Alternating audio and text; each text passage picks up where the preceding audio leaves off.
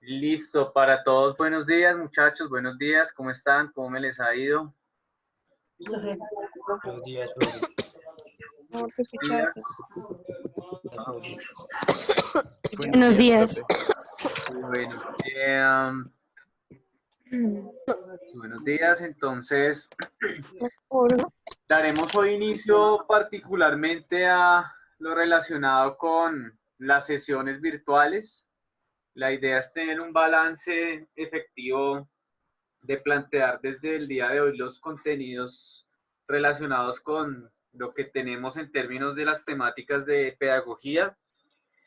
La idea es tratar de hacer ver que el paso de presencialidad a virtualidad pues no se vea de una manera tan compleja, sino que realmente primero se vea un trabajo de calidad en términos de los contenidos que se han subido y se han desarrollado pues en cada una de las semanas propuestas.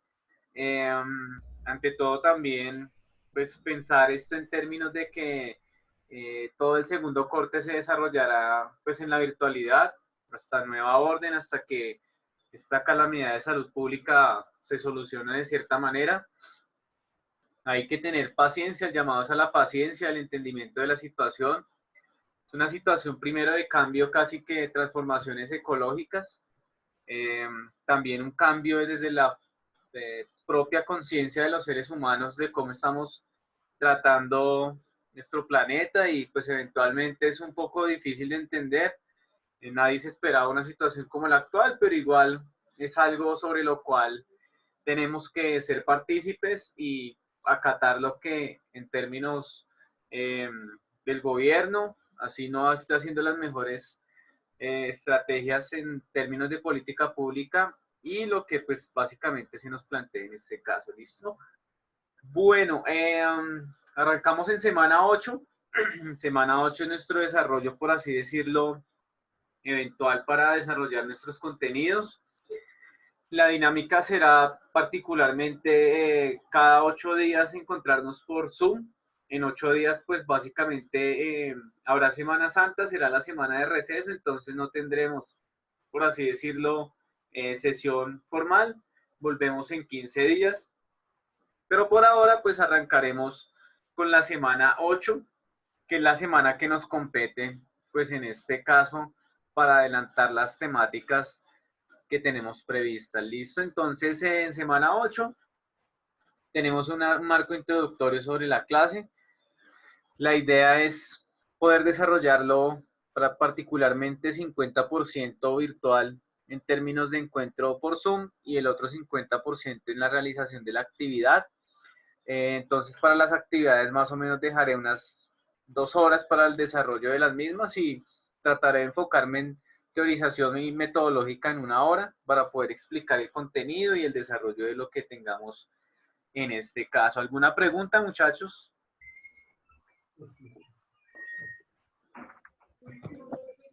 ¿Alguna duda que tengan por ahora? Profe, buenos días. No, Una señor. pregunta. Sí, cuénteme.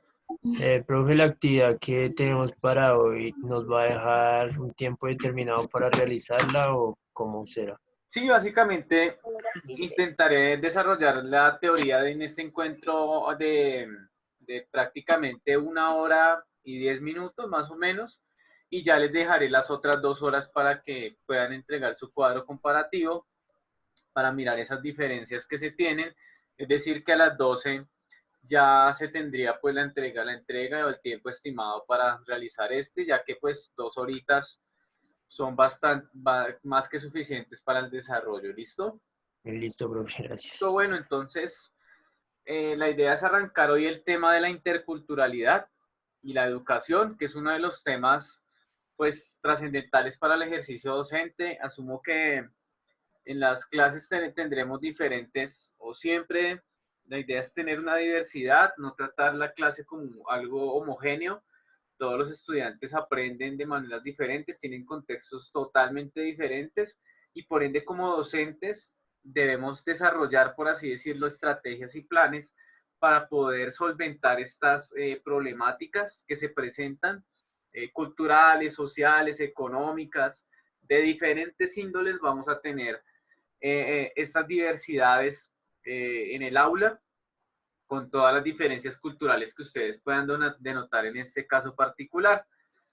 Tenemos entonces, la idea es mirar cómo nos estamos refiriendo al otro. El otro es pues el participante activo de nuestra comunidad, con quien interactuamos todos los días, con quien desarrollamos nuestras acciones dialogantes en el día a día, y cómo nos estamos refiriendo a él en cuanto participante. Si le estamos discriminando, si lo estamos irrespetando, y diferentes elementos de la forma como nosotros demos la clase o la establezcamos desde un punto de vista prácticamente los niños a veces se presentarán susceptibles ante los comentarios de los otros niños o de los mismos docentes, entonces debemos saber cómo nos vamos a referir a ellos. ¿Listo? En recursos tenemos acá material de estudio, nos dirigimos a el texto en PDF que se llama La cultura en el marco de la educación. Para desarrollar nuestro primer elemento teórico, que básicamente está reflejado en este texto de dos profesores como tal, Wilmer Villa y Ernest Villa, sobre la cultura en el marco de la educación, cómo es el tratamiento, por así decirlo, desde allí, cuál es la forma de referir en este caso.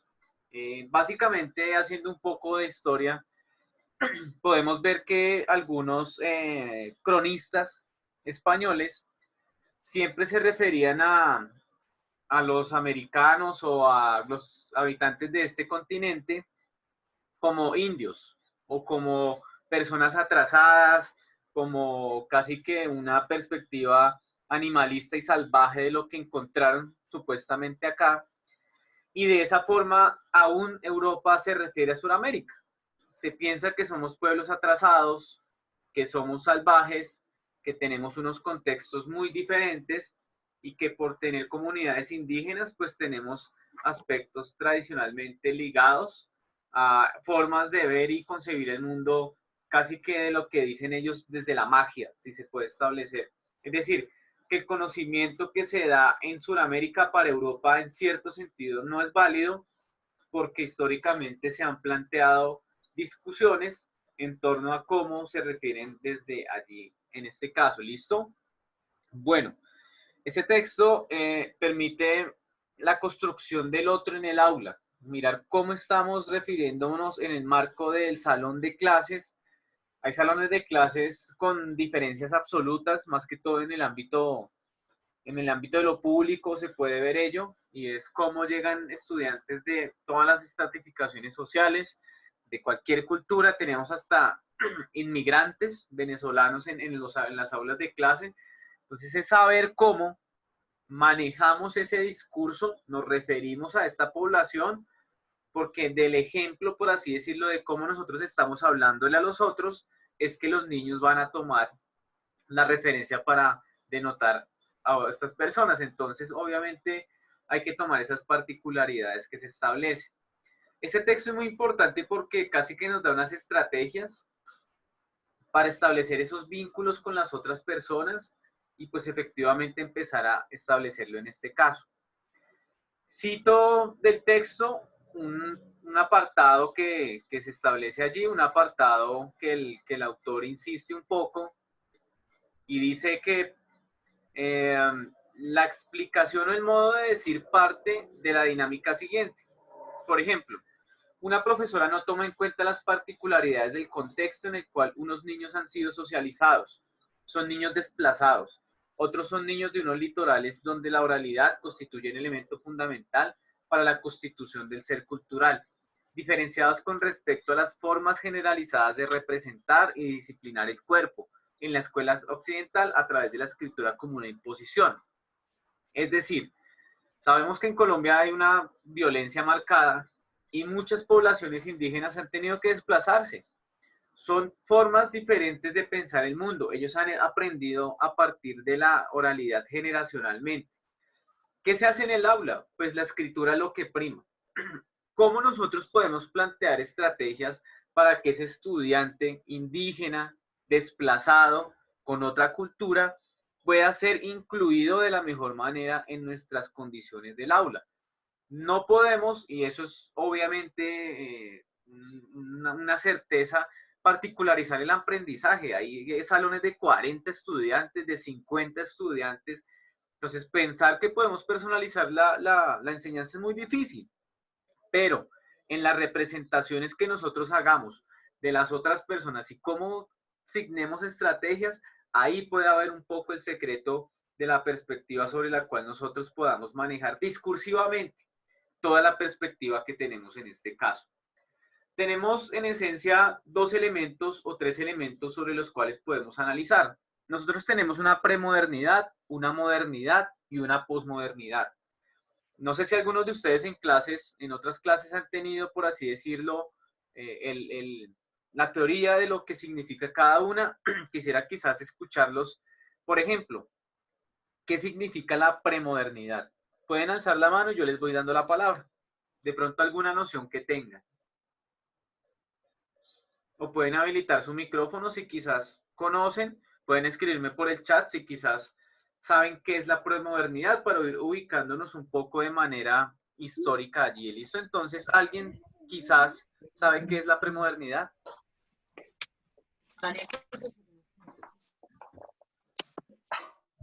O no, por así decirlo, no conocemos el referente.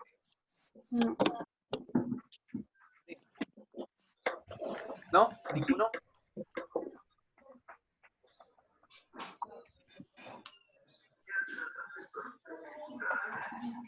No hemos visto todavía el concepto, no lo han desarrollado, por así decirlo, en otras sesiones, o quizás lo hayan escuchado.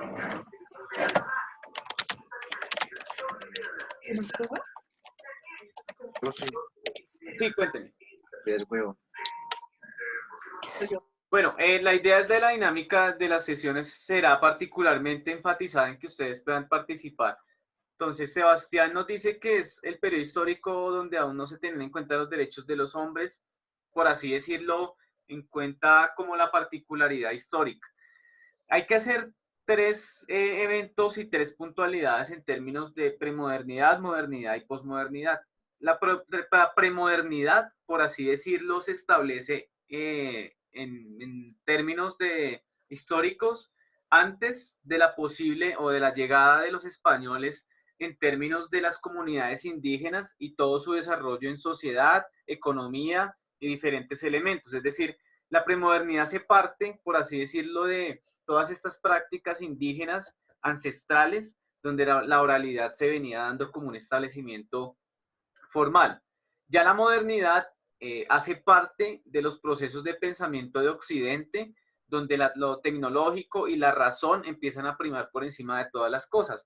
Y básicamente la posmodernidad es cómo es el discurso del hoy, donde intervienen básicamente los medios de comunicación, obviamente se empiezan a establecer todo el punto de vista de las redes sociales y todos los aparatos tecnológicos con los que hoy contamos, que es básicamente la alternativa en ese caso.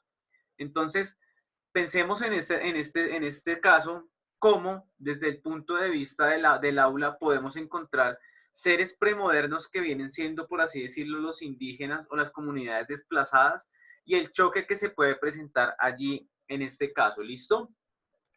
Bueno, dentro de los recursos que nosotros también tenemos, ahorita retomamos el texto, tengo la propuesta de un video para que ustedes puedan establecer una visión audiovisual, valga la redundancia, de todo el elemento que se puede desarrollar a partir de lo que es la interculturalidad en el aula. Para que tengamos, pues obviamente, otro recurso sobre el cual basarnos y sobre el cual desarrollar nuestro entregable y pues obviamente tener un rédito a partir del mismo. ¿Listo? Entonces, me van diciendo si tienen problemas con el audio o si tienen problemas con el video por vía chat. ¿Listo? Ya les voy a proponer en este caso el video.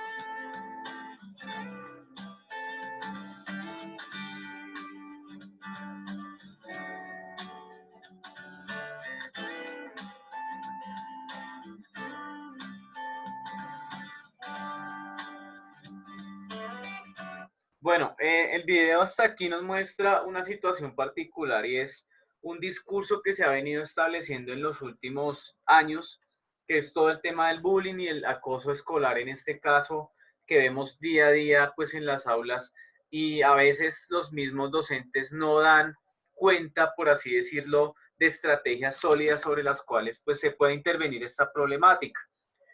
Al tener un cúmulo de estudiantes tan grande, diversos cursos sobre los cuales dictar clase, no hay estrategias sólidas sobre las cuales percibamos el problema que se está presentando en algunos casos. Hay muchachos o niños con discapacidades cognitivas, discapacidades físicas o diferente índole. Y esto es aprovechado por algunos niños o niñas para establecer vínculos de señalamientos, de estereotipos, de diferentes aspectos que hacen básicamente susceptibles las conductas de los estudiantes en este caso. Entonces, pensar esto desde la perspectiva docente implica que no solamente nosotros debemos saber cómo tratar esos problemas, sino también identificarlos en el momento que se presenten, en el momento que pues particularmente se estén dando y oportunando en nuestra propia clase. Hay muchos casos de presentación de suicidios tempranos por causa de una poca relación en términos psicológicos o sociales que se establecen en las aulas día a día y pues obviamente la idea es que nosotros como partícipes del acto educativo podamos entrar a discutir estos temas. Entonces, quisiera el aporte también de algunos de ustedes, ya sea en el chat o sea en el audio, cuáles serían o cuál sería una de las estrategias para mitigar el bullying o el acoso escolar si se presentara, por ejemplo, en una clase de ustedes. ¿Cuál podría ser la estrategia que ustedes podrían implementar?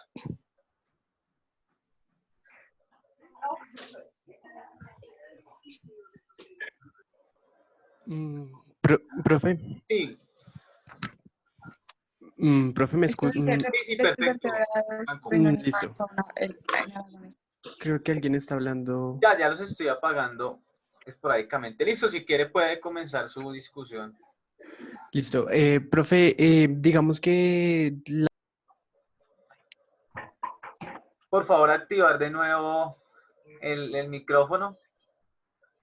perdón. Listo. Profe, listo. Sí. Lo que yo puedo, digamos, comenzar a deducir en este momento es que si una situación de bullying se presenta, pues en el aula de clase primero, hay que identificarlo porque Claro. pues muchas veces ni siquiera los profesores lo alcanzan a identificar porque esas relaciones de bullying se dan más que todo entre los mismos estudiantes. Exactamente. Entonces yo diría que lo primero es identificarlo y al momento de identificarlo, pues tomar ya unos planes de acción concretos, ¿no? Que muchas veces se suelen ya confundir con acciones un poco más drásticas, como ya lo vincula el manual de convivencia y ese tipo de Sí, cosas, pero se dejan de lado, como lo leía en el chat hace un momento, procesos como el diálogo entre todos, que a veces funciona y a veces no funciona dependiendo del contexto. Entonces yo por eso me baso mucho en el contexto al momento de hablar, pues de cualquier tema, ¿no? Porque pues no todo se puede solucionar con diálogo entre todos. Digamos, sí se podría llegar a un acuerdo, pero no a una solución. Entonces, ya cuando esas cosas involucren pues algo más que un diálogo, entonces ya sería comenzar a mirar qué tanto esos comportamientos se están vinculando con otro tipo de cosas, como pueden ser situaciones familiares, sí, situaciones pues del contexto ya social como tal, para comenzar a irlos analizando, ¿no? No todo se tiene que materializar solamente en un contexto educativo, porque claro también que pueden sí. ser procesos vinculados entre sí que conlleven a esos comportamientos en el aula de clase. Listo, muy bien la disertación. Ya vamos hablando en términos de retroalimentación. Vamos a escuchar a Angie y después vamos a los comentarios en el chat. Entonces tiene la palabra Angie. Pues, profe, precisamente como lo decía Felipe, yo creo que va más allá de comprenderlo, digamos, en el ambiente pues educativo, porque muchas veces uno primero debe pues como hallar la razón de por qué los niños actúan como actúan, porque Claro, pues los niños repiten básicamente todo lo que ven, por ejemplo. sí, claro. Y digamos, si en mi casa yo veo que mis papás, por ejemplo, mi papá, no sé, es ofensivo hacia las mujeres o hacia mi mamá, pues yo tiendo a repetir lo que hacen en mi casa. Entonces, primero es como fijarse uno por qué el niño actúa de esa manera para buscar la forma de ayudarlo, pues siempre tratando pues de acudir al diálogo y a la orientación, y si ya definitivamente no se puede, pues sí acudir a otras instancias como pues las que tenga el colegio en el que uno esté trabajando, creería yo. Exactamente. Muy bien. Sí, es un reto bastante importante, ya que pues efectivamente tenemos contextos muy complicados, muy difíciles. Es esa mirada, por así decirlo, de identificación que nosotros podemos tener en el sentido de llegar a ser muy acuciosos con esos niños que a veces son muy visibles porque se denotan los problemas que tengan, pero sí, quienes han acabado de intervenir tienen mucho la razón en el sentido de mirar esos patrones de ejemplo que tenemos en casa, ¿no? Si yo he visto un patrón que se repite en mi familia, obviamente yo voy a reproducir ese patrón dentro de la clase. Obviamente empezaré a hacer acciones motivantes para poder desarrollar esa perspectiva que toda la vida he visto. En ese caso, los actores, como lo leo también en cierto sentido en el chat, permiten establecer esos diálogos. Erika, tienes la palabra. ¿Listo? Puedes hablar de una vez. Si quieres, abres el micrófono y ya puedes hablar. Profe, pero mire que también hay casos que son los mismos estudiantes que le siguen el ejemplo al profesor. Pues, Exacto. digamos, tienen un profesor anterior de que era un profesor como muy malo, por Sí, decirlo así, que le hacía el mismo bullying, digamos, a los mismos profesores o a los exactamente. estudiantes. Entonces ellos siguen el mismo ejemplo y ya.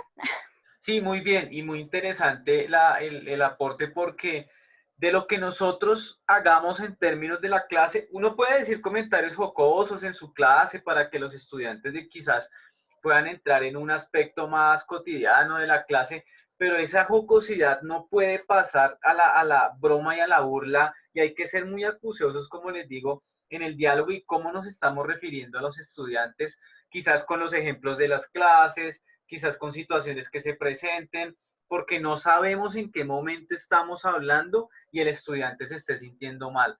No sabemos en qué momento estemos explicando un tema y el estudiante se sienta un poco sensible ante lo que se está diciendo, porque en su casa quizás hay problemas o en su barrio o en su familia hay problemas bastante grandes en ese aspecto. Dice Sebastián Alvarado que el diálogo con los actores obviamente es muy importante, pero aquí hay otro tema, muchachos, importante. Cuando hay ausencia en la casa de, por ejemplo, un patrón de padres, a veces y para nadie es un secreto, eso se va a ver en términos educativos, los padres envían a sus hijos al colegio para desviarse de su responsabilidad y esto es a veces muy complicado. Es decir que eh, es una carga en cierto sentido tener a sus hijos para responder por ellos en casa y por eso son enviados al colegio. Muchos niños se les envían citaciones, hablar con la psicóloga y sus padres nunca tienen un acaparamiento o una responsabilidad adquirida allí. Ahí es donde empiezan los problemas. ¿Por qué? Porque el primer núcleo de educación de los estudiantes son sus amigos. Y dependiendo de la perspectiva que sus amigos tengan en su forma de pensar, su forma de actuar, su forma de decir, va a empezar a establecer patrones de crecimiento y formas de referirse a los otros. A veces ni siquiera son los padres los que forman en la propia casa, sino que son básicamente los propios amigos. Imagínense pues en ese sentido cómo se están formando las personalidades de los estudiantes en ese contexto tan complejo. Dice Andrés Rodríguez que debe haber una educación temprana sobre temas culturales o comunidades, por así decirlo, en cierto sentido nacionales de parte indígena y pues obviamente esta educación inicial, primero es básicamente la fortaleza que tienen en este momento eh, quienes están dedicándose a la pedagogía infantil, es un reto esencial. Desde allí, desde esa formación inicial es donde se puede establecer, por así decirlo, una perspectiva sobre la cual el estudiante pueda desarrollar sus vínculos con los demás. ¿Listo? Continuamos viendo el video para tener un poco más de aportes en este punto.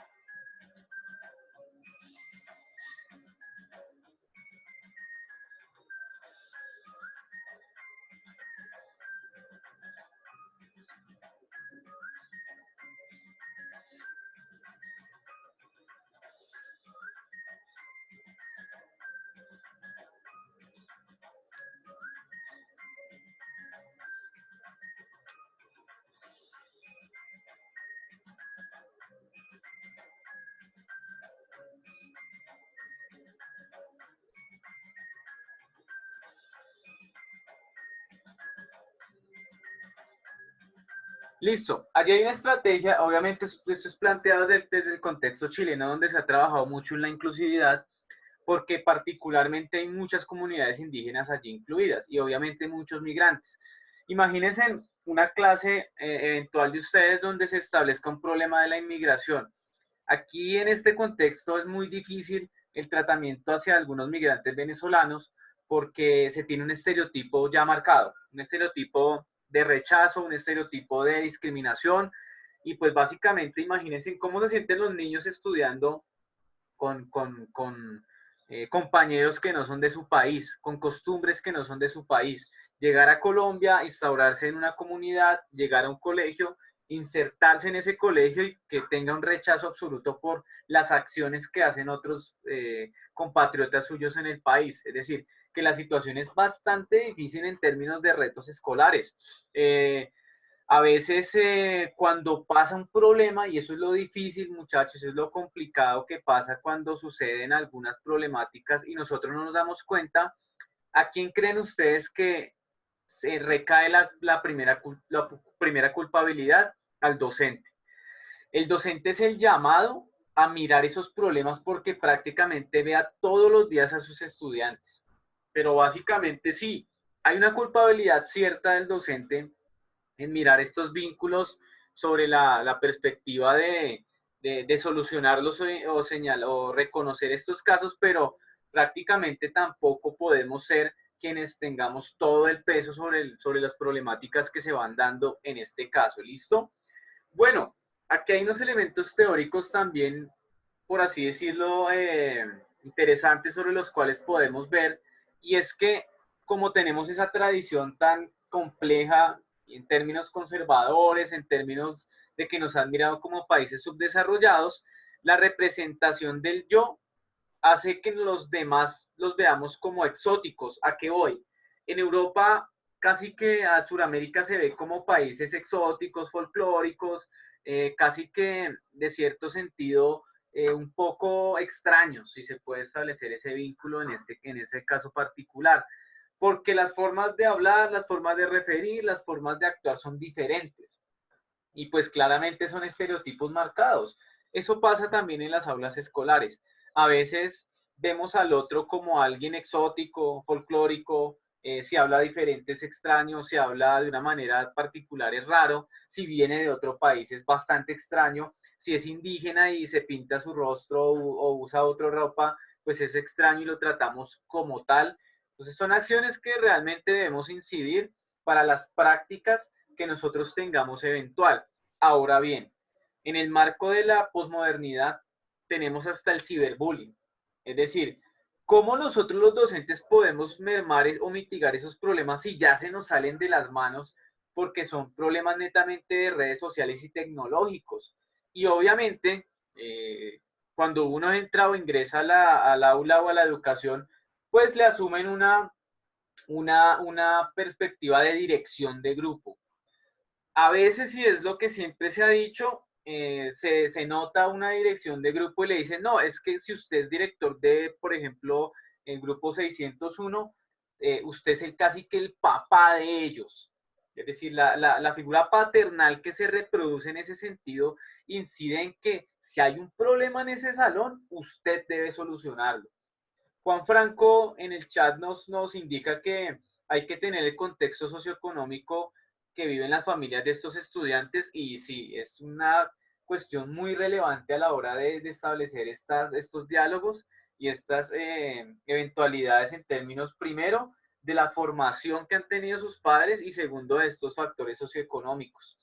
Entonces, incide absolutamente todo para ver cómo nos estamos refiriendo. Y como les digo, un problema en red social, que alguien estén acosando en términos de la red social, se sale de las manos, pero también al primero que se dice que hizo profesor es al director de grupo o a quien esté a cargo de los estudiantes.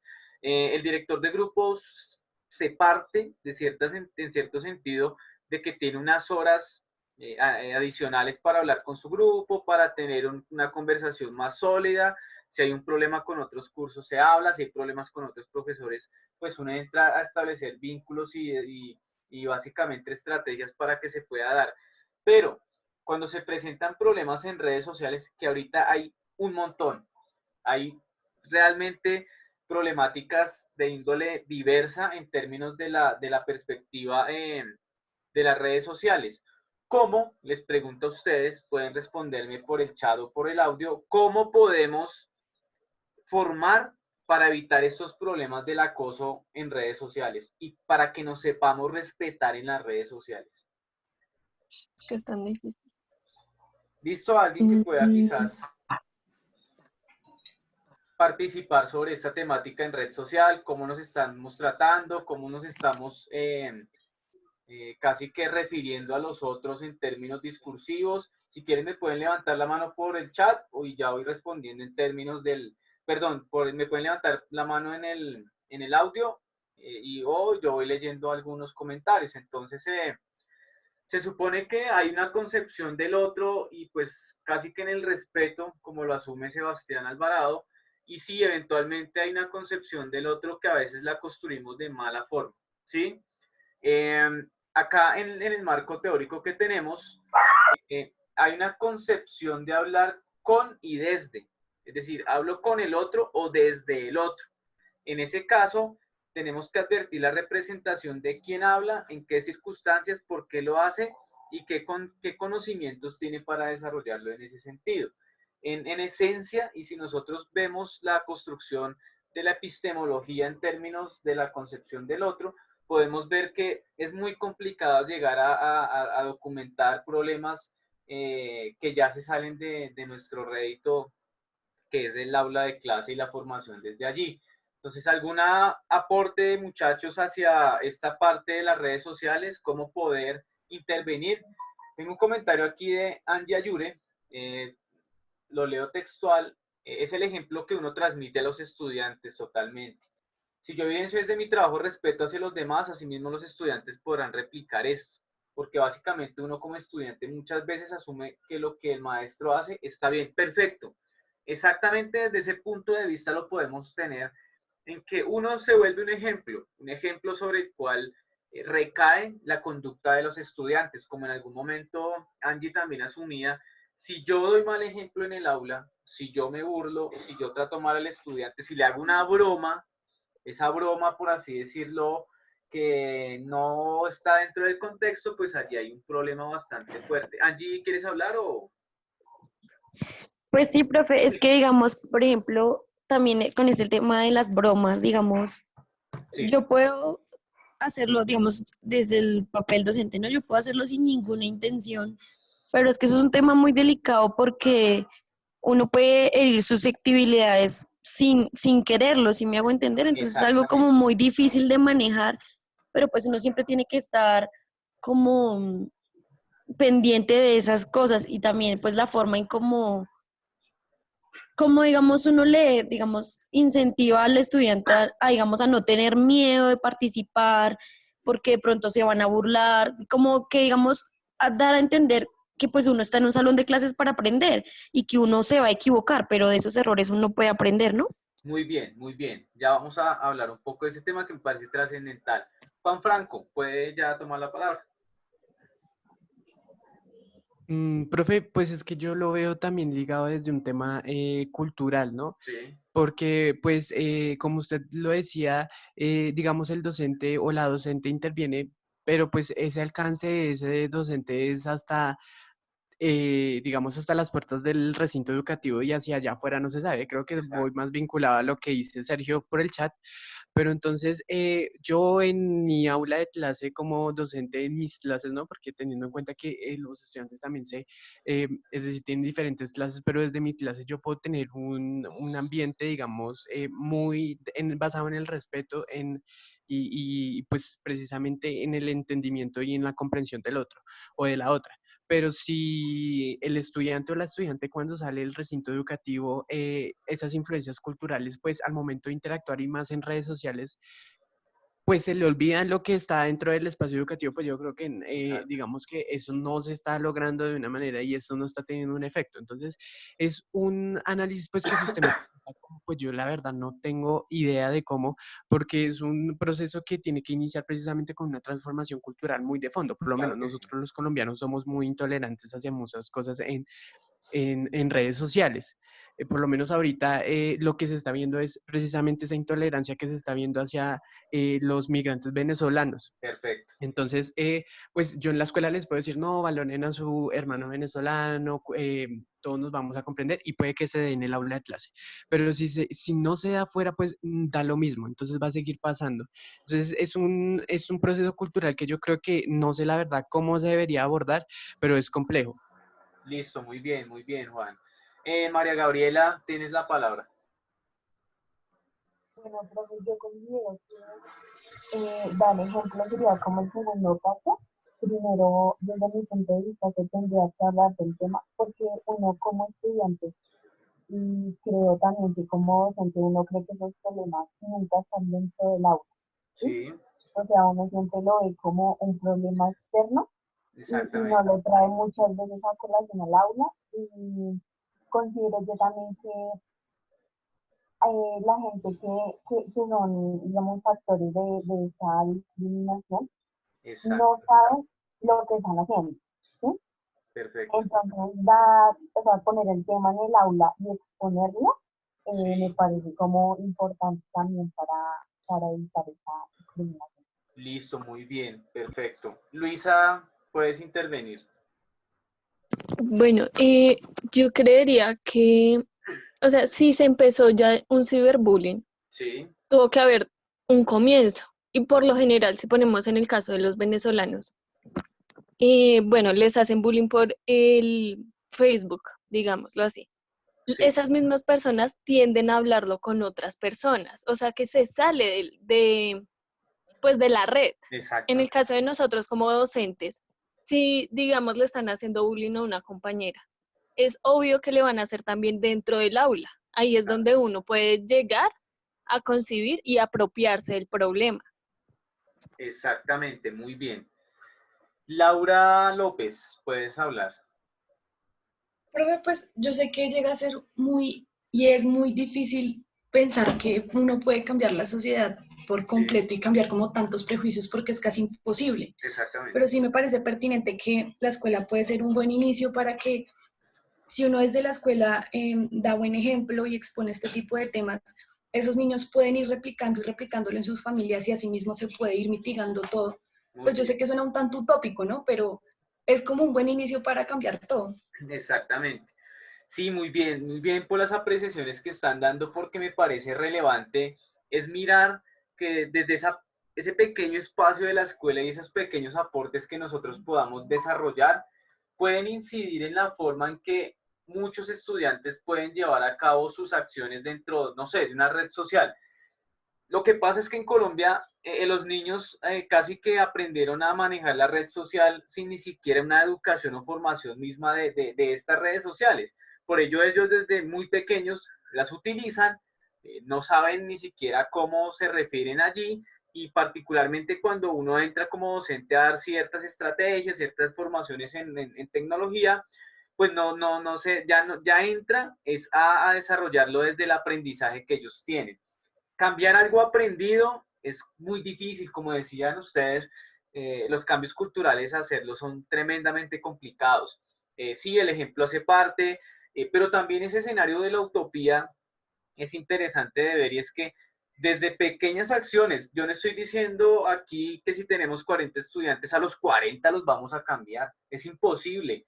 El gran reto educativo es que si podemos cambiar 5 o 6 estudiantes en términos culturales, de formación, educativos y demás, podemos tener casi que una gratificación porque estamos entregándole una significación al acto educativo como tal. Obviamente, hay muchos problemas, Sergio lo denota allí con la violencia, eh, toda esta forma de referirnos al caso de niños venezolanos o niños indígenas, se trata con la violencia que nosotros nos tratan en la casa, se trata con la violencia con que me tratan en el colegio. Entonces, quitar todos esos estigmas, quitar todos esos prejuicios es muy difícil, pero no imposible, que eso es lo fundamental. Y como dicen ustedes, me parece muy relevante la opción esta de ya apropiarnos como docentes, ya apropiarnos con un ejercicio docente y demás, es mirar cómo hay una diferencia impresionante entre quien se ha formado a nivel educativo y también a nivel cultural, sin ni siquiera a veces pasar por un aula. De eso depende también prácticamente las condiciones del hoy. Vean ustedes cómo se dan unos parámetros, unas instrucciones para cumplir en torno a la pandemia y muchas personas, perdón la expresión, les vale huevo.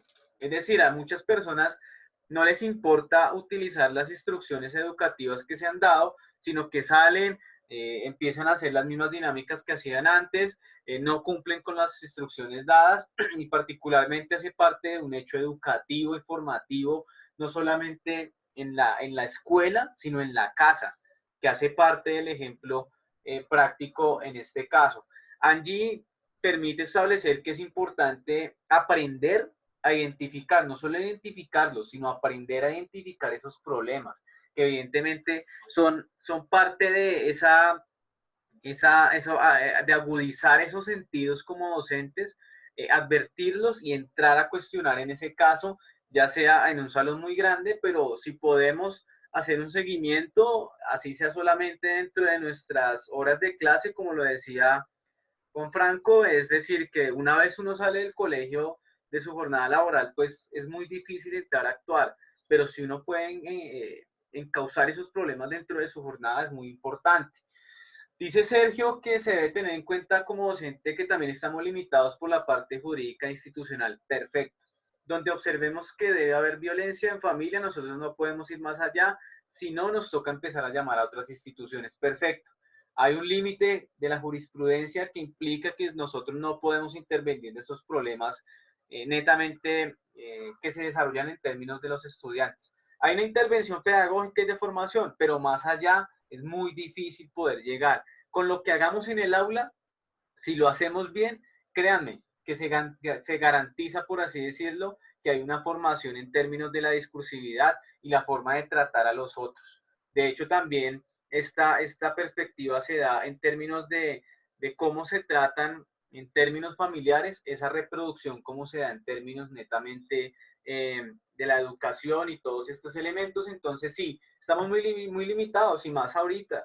La ley ahorita nos condiciona mucho en términos del proceder y el acto educativo y la pragmática que podamos imprimir en ese caso, pero entonces nuestra competencia radicaría en esas horas de clase que tenemos y desde allí advertir, no solamente en la hora de clase, en el descanso se perciben muchas problemáticas, en la hora de entrada, en la hora de salida, se advierten muchos actos, actuaciones, pensamientos, acciones que realizan los estudiantes y desde ahí nosotros podemos empezar a aprender a identificar, como dice la compañera Angie, que es totalmente relevante ese aspecto para empezar a enfatizar elementos como tal. ¿Listo?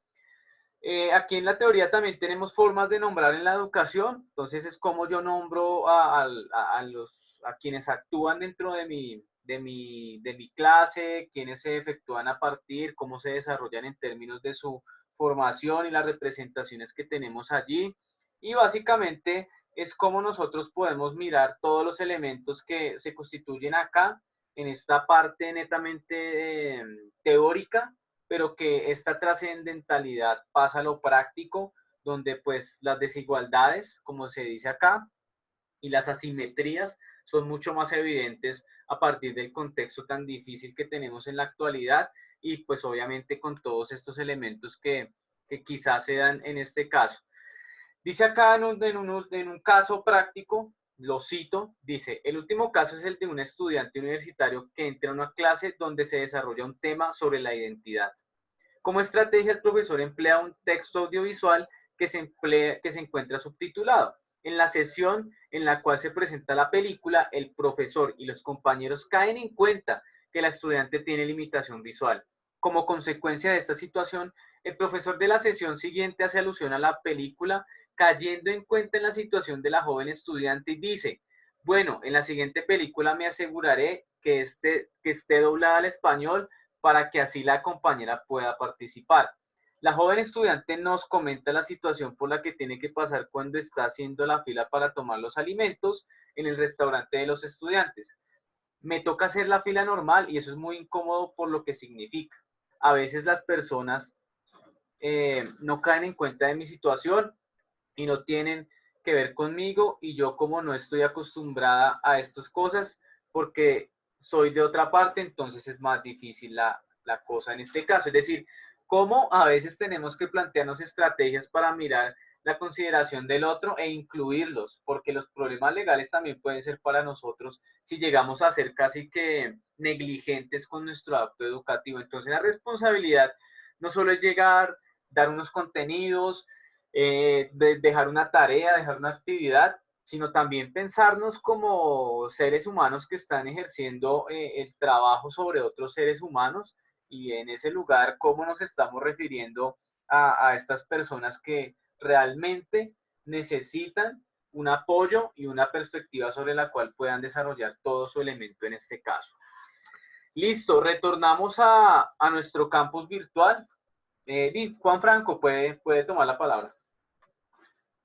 Profe, algo para finalizar, ya que usted está finalizando el texto, profe, digamos que yo tengo un problema con, con lo que se refiere a, bueno, no es un problema con la interculturalidad, sino más bien de cómo precisamente realizar o desarrollar estrategias para, digamos, para tener en cuenta todas estas complejidades que se encuentran en el aula, porque digamos que los textos que he leído o el que usted precisamente pone en el campus, ponen como la comunicación una estrategia clave, ¿no? Como para mejorar estos procesos. Pero, ¿cómo se hace eso cuando precisamente la comunicación un poco más ligada a la oralidad se convierte precisamente en un objetivo de exclusión? Claro. Porque digamos que la Ley General de Educación es muy clara en decir que nosotros como docentes debemos estar preparados para pues respetar y como tal incentivar cualquier tipo de oralidades o comunicación ligadas a la cultura, ya sea indígena, afrocolombiana, pues bueno, cualquier tipo de comunicación. Pero pues eso en realidad no sea pues porque nosotros, es decir, yo no me siento preparado para ir a dictar una clase en una comunidad indígena que no se comunica en español. Exactamente. Entonces, ahí es como cuando yo entro en conflicto porque como, pues bueno, la comunicación, claro, es un objeto clave, un punto clave, pero cuando la comunicación también se convierte en un objeto y va muy ligado precisamente a la noción de poder, porque también el lenguaje muchas veces significa poder, pues que es una noción mucho más eurocéntrica, Claro. pero también se convierte, entonces ahí yo digo como, bueno, la comunicación como, ¿no? Sabiendo que en los contextos de educación superior de las licenciaturas, pues no se nos brindan tampoco las herramientas necesarias para ese tipo de contextos. Exactamente, y es como nosotros también podemos ver que somos arrojados en cierto sentido a las aulas, a veces sin tener la preparación absoluta para afrontar el desafío. Y es como nosotros, ya estando en el aula, es que tenemos que empezar a mirar cómo lo hacemos, a veces sin las estrategias, sin las herramientas, es mirar cómo tengo un problema y a partir de lo que de pronto en términos de formación quizás he tenido o en mi parte ética puedo solucionarlos. Y es como a veces la falta de preparación hace que los profesores lleguen al aula y no tengan una preparación consolidada o realmente quieran ser docentes, que ese es el problema más grande a veces en el término educativo.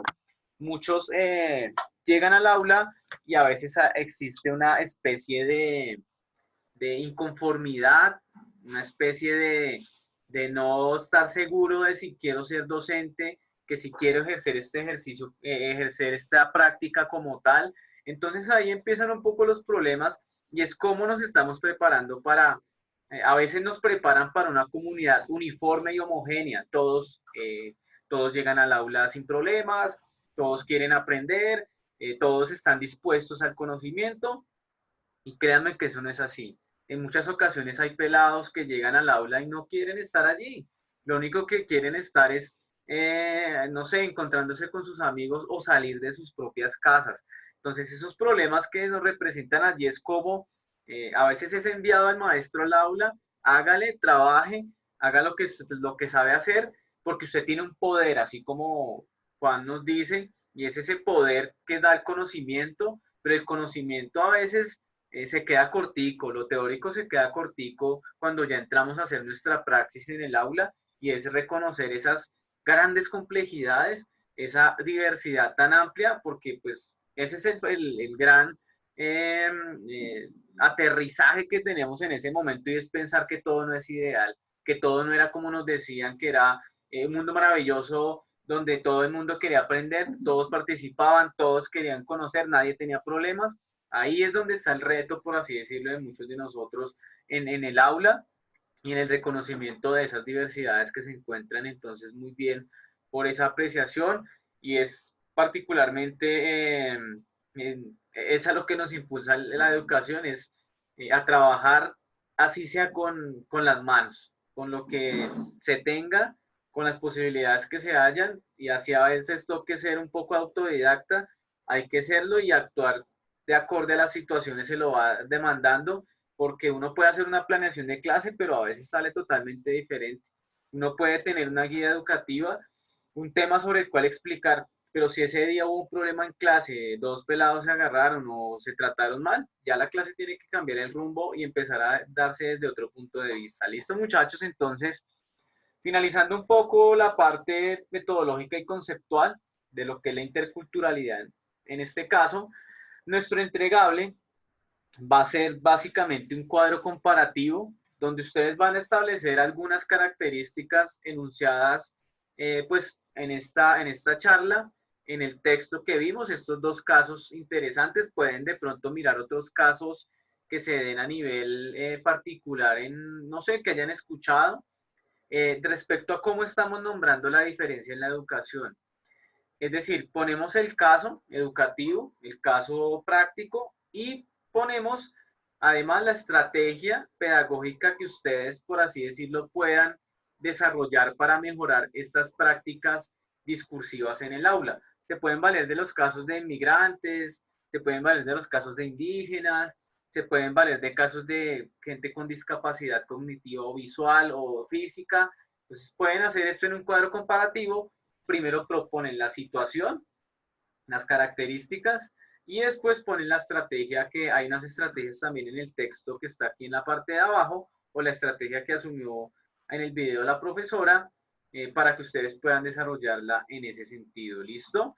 Tenemos acá entonces el cuadro, el envío del cuadro comparativo. Ustedes pueden hacer esto en Word o en PDF, no hay problema, para pues obviamente poder tener estas 2 horas de sesión, que lo puedan hacer de una manera bien adecuada, que se pueda tener una temporalidad amplia para que se pueda realizar y demás. ¿Alguna pregunta sobre la entrega del documento, sobre el taller que tenemos?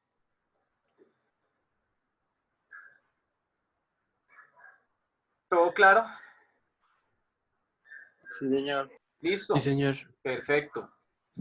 Entonces, les dejo listo, Wendy, muchas gracias. Les dejo este tiempo que queda de aquí en adelante para que ustedes a las 12 ya puedan, antes de las 12, puedan entregar su trabajo, y pues obviamente desde allí poder tener prácticamente su primera valoración en términos netamente de la nota, y básicamente puedan tener esa temporalidad para hacerlo de manera adecuada. ¿Listo? Importante, muchachos, en la plataforma hay un canal para podernos comunicar.